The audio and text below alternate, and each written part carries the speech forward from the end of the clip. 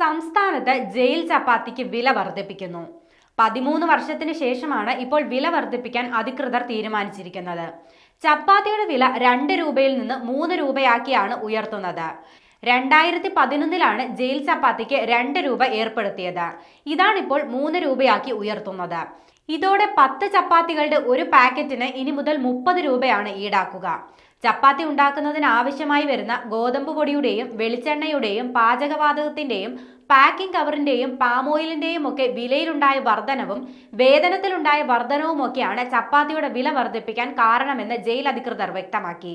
സംസ്ഥാനത്ത് Thiruvananthapuram, Viyyur, Kannur central prison and correctional ഹോമുകൾ, ചീമേനി തുറന്ന ജയിൽ and correctional home, Kollam, Ernakulam, Kozhikode എന്നിവിടങ്ങളിലെ ജയിലുകളിലാണ് ചപ്പാത്തി ഉണ്ടാക്കി വിൽപ്പന നടത്തുന്നത്.